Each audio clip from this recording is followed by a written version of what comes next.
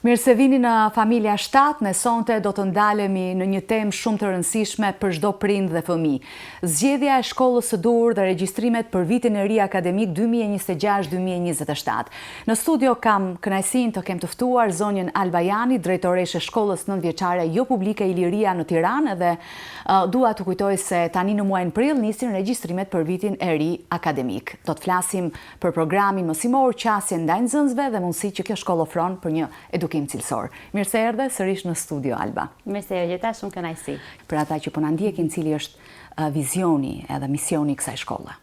Po, vizioni edhe misioni i shkollës Iliria është që të kemi bashkëpunim me familjet në mënyrë që të kemi mundësi për të ndërtuar një mjedis akademik ku nxënësit do të jenë të pajisur me aftësi të cilat do t'i zhvillojnë dhe do të përmirësohen për të qenë drejtues të nesërmen. Metodat e mësimdhënies të cilat janë inovative dhe me një mësimdhënie me në qendër nxënësin, janë ato të cilat na ndihmojnë ne të ecim përpara në këtë linjë për të arritur nxënës të cilët nesër do të jenë drejtues të vendit. Tani do i marr me radhë se sa shumë kemi për të folur për shkollën Iliria, do doja që të prekim pak pjesën e regjistrimeve. Unë e thash në hyrje të programit që këtë muaj, pra në prill, që në prill nisin regjistrimet, dua të më tregosh detajet për vitin e ri akademik. Sa po i kemi nisur në fakt procesin e regjistrimit nxënësve të rinj për vitin akademik 2026-2027. Për ne është një moment shumë i rëndësishëm sepse duam që të tregojmë atë që ne kemi qenë duke bërë gjatë gjithë viteve të kaluara dhe arritjeve të cilat i kemi patur të suksesshme në përpjekje, edhe duam që të arrijmë edhe më shumë akoma. Ndërsa ne kemi nisur procesin e regjistrimit, kemi filluar në prill, dhe do të jemi duke vazhduar me regjistrimet, me kërkesat që prindërit mund të shprehin deri në qershor, patjetër që në këtë kohë ne jemi në pritje dhe në përzgjedhje të nxënësve të cilët do të jenë aset në shkollën tonë. Po, tani deri kur është afati i fundit, që nuk ka më limit për regjistrimin? Në fakt jemi të hapur deri në fund të qershorit, fillim të korrikut. Patjetër që në momentin që vendet janë të limituara, kështu që në momentin që vendet janë të zëna, do të kemi një shkëputje të regjistrimeve, do të jemi të fokusuar tek ata prindër të cilët janë të parët që kanë shprehur dëshirën dhe kërkesën për të qenë pjesë e shkollës Iliria. Dhe duam që të shërbejmë atyre si fillim. Po, çfarë duhet kenë parasysh prindrit? Tani na trego pak edhe për oraret e regjistrimit. Pra, do të kenë mundësi, tani pa diskutim që shkolla është hapur ende, si do të procedohet me oraret e regjistrimit? Nga hëna në të premte? Po, në fakt procesi i regjistrimit për fëmijët e rinj, për nxënësit e rinj, funksionon në këtë formë. Prindrit, si fillim, shprehin dëshirën për të ardhur në shkollë dhe për të parë ambientet e shkollës, për të njohur pak më nga afër natyrën e shkollës, dhe pasi ne kemi një bisedë të shkurtër, njohim pak më tepër, të dyja palët, edhe familja, edhe shkolla njihen me njëra tjetrën, kështu që vendosim zakonisht një ditë përcaktuar ku në këtë takim, si intervistë të shkurtër midis prindit, nxënësit dhe psikologut të shkollës, për të patur pak më tepër mundësi të njohim natyrën e nxënësit, aftësitë që nxënësi ka, atë që duam që të arrijmë me nxënësit e veçantë. Kështu që ndërsa jemi në këtë proces, roli që ka psikologu në këtë procedurë është tepër i rëndësishëm.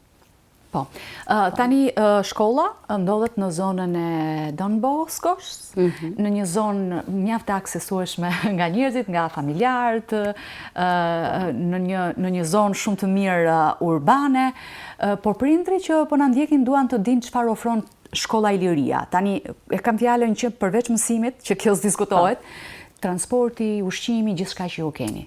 Do doja t'i merrnim pak me radhë këto. Po, është e vërtet në fakt. Lokacioni i shkollës është tepër i lehtë për t'u gjetur.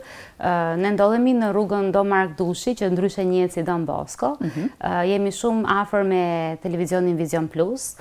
dhe është tepër e lehtë për ta gjetur lokacionin. Ndërsa ne fillojmë ditën e shkollës, ne nisim në orën 8 dhe përfundojmë në orën 3. Dita është aktive, dinamike, nxënësit në mëngjes sa po vinë nga transporti, sepse një pjesë e tyre marrin shërbimin e transportit, të cilën e ofron shkolla. Ne kemi po ashtu mëngjesin, fëmijët e klasave fillore të konsumojnë mëngjesin përpara se të fillojnë orën e mësimit në 8:30. I përfshirë ushqimi në mëngjes? Po, mëngjesi është i përfshirë për klasat fillore dhe më pas kemi drekën për të gjitha klasat, nga klasa e parë deri në klasën e 9. Perfekt. Mësimi shkon deri në orën 3, nxënësit janë në shkollë me mësuesit e tyre, duke punuar me lëndët që kurrikula shkollore përmban, dhe po ashtu aktivitetet të tjera të cilat janë të ndryshme si aktivitete sportive, aktivitete praktike apo lojra të ndryshme të cilat zhvillohen gjatë ditës mësimore.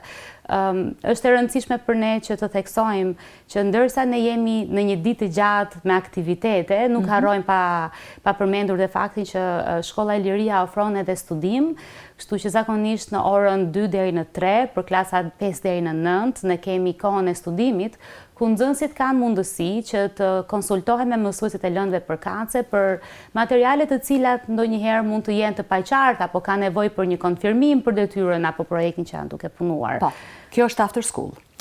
Le ta quajmë si after school. Si after school. Pra, kam marrë parasysh këtu që nxënësit mbarojnë mësimin aty, hanë dhe dreken, mund të rrinë dhe orar të zgjatur që i përfshin after school-i deri në 5, sepse pjesa më e madhe prindërve punojnë. Deri në 3 jemi. Deri në 3 fillimisht. Deri në 3 jemi. Edhe after school-i deri në 3? Jemi deri në 3, sepse klasat fillore përgjithsisht e mbarojnë mësimin rreth orës 12:30, që të thotë nga ora 1 deri në 3, ata kanë mundësi të ulen të punojnë me detyrat e shtëpisë, mësueset zakonisht janë shumë të fokusuara drejt idesë që nëse ka diçka që nuk është kuptuar mjaftueshëm mirë në orën e mësimit, ato përforcojnë njohurinë duke i dhënë ushtrime shtesë nxënësve. Kështu që në këtë moment nxënësit përveç se punojnë me detyrat e shtëpisë, por njëkohësisht kanë mundësi që një njohuri të cilën e kanë marrë dhe nuk ka qenë mjaftueshëm gjatë orës së mësimit, kanë mundësi që të kalojnë përmes së njëjtës njohuri në kohën e studimit. Po, shiko, kjo është vërtet një mundësi e mirë, një lehtësim për prindërit që punojnë me orë të zgjatura dhe fëmijën e kanë të sigurt deri në orën 3 aty. Pjesa e transportit. Shkolla e Liria ofron transport në të gjithë Tiranën. Ne jemi gati për të mbështetur familje të cilat e kanë të pamundur për të shoqëruar fëmijët e tyre në mëngjes apo dhe në pasdite, kështu që ne mundohemi që të akomodojmë prindrit me transportin afër shtëpisë, sigurisht që ndërsa jemi në një rutinë të përditshme edhe dim të gjithë që trafiku në Tiranë është pak i vështirë, por mundohemi që të mos dalim përtej pritshmërive të orarit, sepse duam që mësimi të nisë në orar, kështu që të gjitha klasat e nisin mësimin në orar, duke qenë që transporti është çdo ditë në mëngjes paraprakisht në shkollë, para se të fillojë dita e mësimit. Po, pra ofrohet transport që nga klasa e parë deri në klasën e 9. Në lidhje me programin mësimor, si shkollë jo publike, çfarë keni të përfshirë? Pa diskutim, gjuha e huaj, aktivitete ndryshme jashtëshkollore? Po, e vërtet, në Shkollën e Liria ne kemi 2 gjuhë të huaja. Gjuha e huaj e parë është anglishtja dhe gjuha e huaj e dytë është frëngjishtja.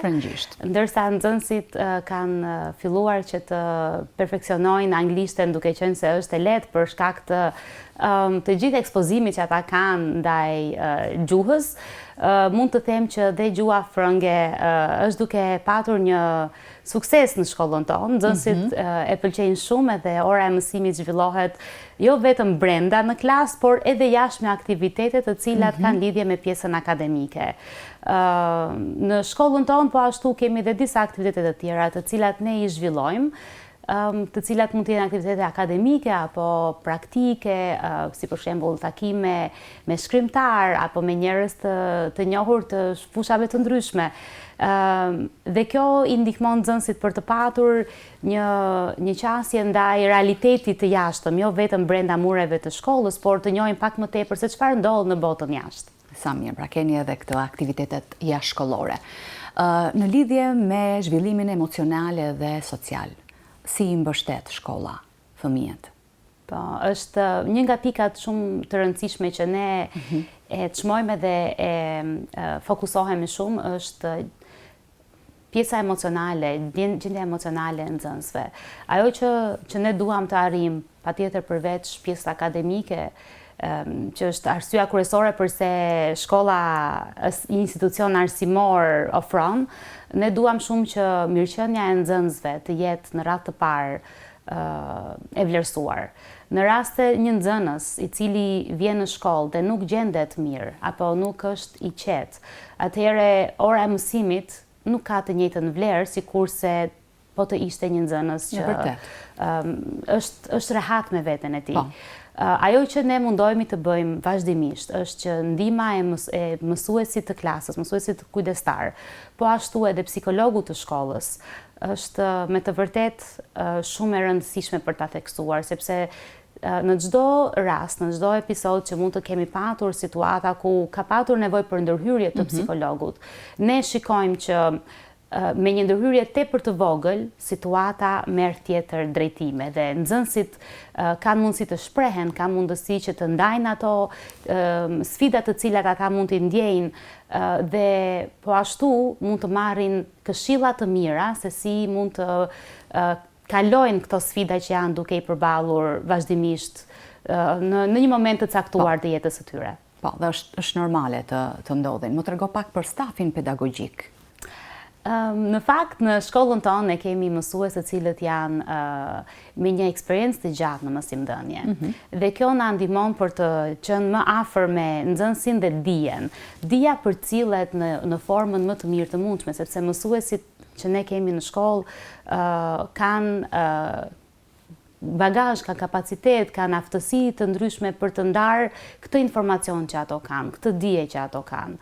Çdo mësues në shkollën Iliria mundohet që përveç se të përcjell dije, informacion, njohuri, nuk ngelet vetëm me kaq.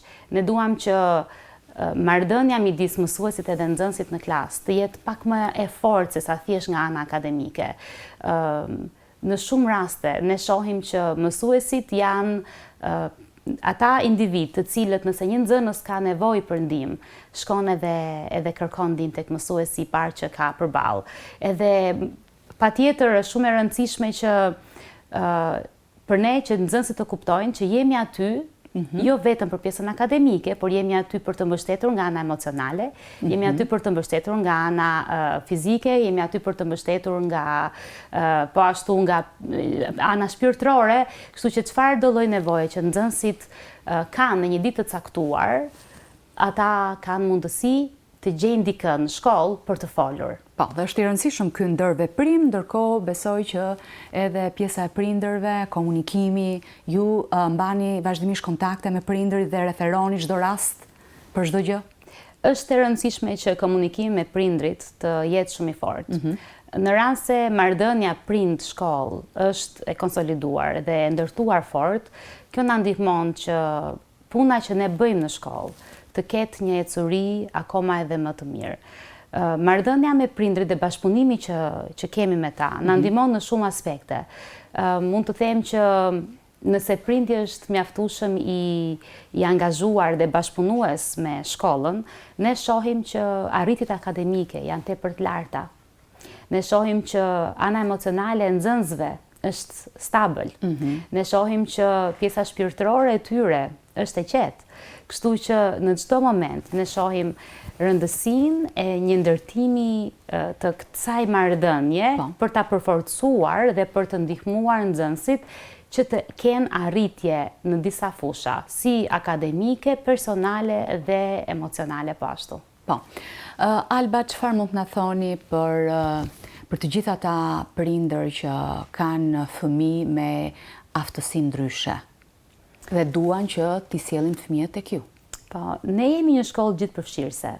Dhe ndërsa e themi këtë, mundohemi që ata nxënës të cilët kanë aftësi ndryshe, të ndihen të pranuar, të ndihen të vlerësuar, të ndihen pjesë e grupit. Patjetër që puna që ne nisim në shkollë nuk mund të mbaroj aty, sepse nëse kemi në shkollën tonë nxënës të cilët kanë aftësi ndryshe, kjo do të thotë që ka nevoja të veçanta dhe ka nevojë për të trajtuar pas mësimit, por ajo që ne bëjmë në një ditë normale shkolle është përfshirja e psikologut të shkollës, mësuesit të klasës dhe patjetër pjesës së nxënësve, grupit të nxënësve. Patjetër që është e rëndësishme për të tekstuar që për fëmijë me aftësi të veçanta mësimi është i diferencuar. Po, do një angazhim shtesë? Absolutisht që po. Materialet të cilat përdoren sigurisht që kanë lidhje me atë temë mësimore që mësuesi ka të përcaktuar për ta punuar gjatë ditës, gjatë orës së mësimit, por materialet do të jenë të diferencuara për nivelin e nxënësit. Po, kemi përmendur shumë. Kemi përmendur për pjesën e mësimit, pjesën e stafit pedagogjik, ofroni transport, keni mëngjesin, keni drekën, after school, kemi dhe tani kam mbetur edhe pjesa e kampit veror.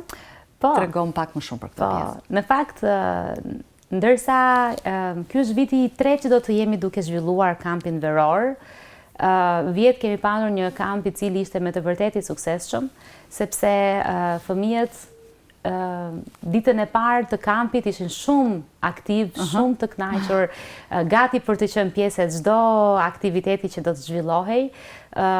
Për ne është shumë e rëndësishme që në kohën e kampit fëmijët të argëtohen, por njëkohësisht edhe të mësojnë përmes lojës, të mësojnë përmes aktiviteteve që ata i prekin me duart e tyre, si për shembull kemi aktivitete akademike, mësojmë anglisht, kemi aktivitete shkencore, si për shembull kemi orarin e shkencës edhe eksperimenteve, absolutisht që kemi patjetër lojra të ndryshme, argëtim si jashtë në oborrin e shkollës, po ashtu edhe brenda. Sigurisht momentet më të bukura janë lojrat me ujë, të cilat fëmijët i preferojnë shumë. Gjatë verës? Gjatë verës, patjetër. Kështu që ndërsa ne jemi duke u bërë gati gradualisht për të filluar me aktivitetet e summer camp, kampit veror, ne duam që po ashtu të ftojmë prindrit të cilët janë të interesuar që fëmijët e tyre të regjistrohen për vitin tjetër akademik. Do të ishte mirë dhe do të ishte një hap i lehtë për të sjellë fëmijët në kampin veror, në mënyrë që nxënësit të njihen me mësuesit, me shokët, me ambientin e shkollës dhe në shtator ta gjejnë veten sikur të ishin në shtëpinë e tyre. Shumë bekim. 2 pyetje kam lidhje me kampin, besoj do jetë me interes për ata që na ndjekin. Pjesë e kampit janë vetëm fëmijë që janë pjesë e shkollës apo edhe të jashtëm? Nuk duam që ta kufizojmë këtë grup nxënësish të cilët janë pjesë e kampit. Sigurisht që shumica e nxënësve janë pjesë e shkollës tonë, por ne do donim që edhe të tjerë të cilët nuk janë pjesë e shkollës të ishin pjesë e kampit. Mund të përfshihen. Mund të përfshihen, të gjithë e kanë mundësinë. Nëse dëshira është për të qenë pjesë e kampit të shkollës Ilëria, ne jemi shumë ikpritës për të ftuar, jemi të hapur për të mirëpritur të gjithë nxënësit të cilët kanë shprehur dëshirën për të argëtuar, për të kënaqur edhe për të kaluar një kohë të bukur. Ndërkohë që prindërit janë në punë, ata kanë mundësi të argëtohen në kamp. Fëmijët. Kampi do të nisë sapo mbarosh në shkolla ditën e nesërme, si i bie? Shkolla mbaron ditën e premte, në datën 12 qershor, dhe ne nisim kampin ditën e hënë, direkt pasi ka përfunduar shkolla. Do të jemi në kamp rreth 4 ose 5 javë dhe kjo është një kohë e mirë për prindrit të cilët janë duke punuar edhe kanë angazhimet e tyre gjatë verës, dhe nëse nuk kanë një vend ku të çojnë fëmijët e tyre dhe të jenë të sigurt që ata janë duke u kujdesur mirë, një grup i tërë është duke u kujdesur për ta, atëherë ne jemi gati për të mirëpritur edhe për të qenë bashkë me ta në këtë sfidë të verës ndoshta. Javën e parë të kampit ne do të kemi një grup të cilët do të vinë nga Amerika, edhe kështu që do të jetë një javë e veçantë dhe ftoj të gjithë ata prindër të cilët dëshirojnë që të bëhen pjesë e kësaj jave. Patjetër, edhe javët në vazhdim, por mendoj që do të ishte shumë e bukur që të kishim nxënës të ndryshëm nga shkolla të ndryshme të ishin pjesë e kampit, aq më tepër javën e parë të kampit që do të ofrojmë me grupin nga Amerika. Pak a shumë sa orë qëndron fëmia në kamp? Domethënë, sa shkon, sa zgjat dita? Dita e kampit do të jetë nga ora 8 deri në orën 3, po ashtu siç kemi ditën e shkollës, duke përfshirë aktivitete të ndryshme si aktivitete akademike, sportive, argëtuese, eksperimentet me shkencë, me kështu me radhë, dhe jemi gjithë ditën me aktivitete të ndryshme, të cilat janë edhe në interes të fëmijëve për të mësuar aftësi të reja, të cilat nuk i kanë mësuar gjatë vitit akademik. Si për shembull, vitin e kaluar, disa nga aktivitetet të cilat ne i zhvilluam edhe patën një pëlqyeshmëri nga nxënësit ishte ora e gatimit dhe po ashtu ora e shkencës. Të dyja këto momente ishin tepër të preferuara për nxënësit. Gjatë gatimit, shumica e djemve kanë mësuar si të qërojnë bukur një kastravec, për shembull, apo si ta dekorojnë pjatën këndshëm.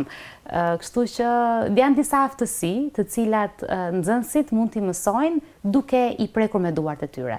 Sa bekim. Kjo shkollë në fakt është bekim e do t'jetë bekim jo vetëm për zonën përreth pjesës së Don Boskos, por për komunitetin, për Tiranën.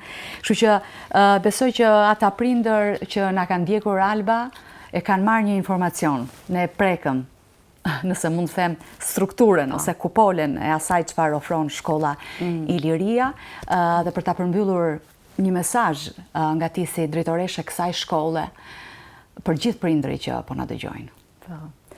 Do të ftoj të gjithë prindërit të cilët dëshirojnë që të gjejnë një ambient të sigurt nga ana emocionale, shpirtërore dhe nga pjesa akademike, ndërsa ne jemi duke u munduar që të drejtojmë edhe të udhëheqim përmes dijes. Ftoj të gjithë prindërit të cilët dëshirojnë që të jenë pjesë e komunitetit të shkollës tonë, e familjes tonë, për të qenë bashkë në këtë rrugtim, i cili është tepër i rëndësishëm për jetën e tyre, për jetën e fëmijës së tyre dhe për të ardhmen që do të kenë. Ne duam që të jemi mbështetje, ne duam që të jemi gjatë gjithë kohës në ndihmë të komunitetit të prindërve, në mënyrë që të arrijmë të kemi nesër lidera që do të dalin nga shkolla jonë. Suksese, Alba, për ty, edhe suksese për gjithë stafin pedagogjik. Ju falenderoj shumë për ftesën, sot ju bekoj. Shumë kënaqësi. Të dashur prindër, zgjedhja e shkollës është një hap shumë i rëndësishëm në të ardhmen e fëmijëve tuaj. Nëse jeni duke menduar për regjistrimet për vitin e ri akademik, shkolla 9-vjeçare Iliria në Tiranë, një alternativë për të konsideruar. Nisin regjistrimet për vitin e ri akademik 2026-2027. Rikthehemi pas pak në studio.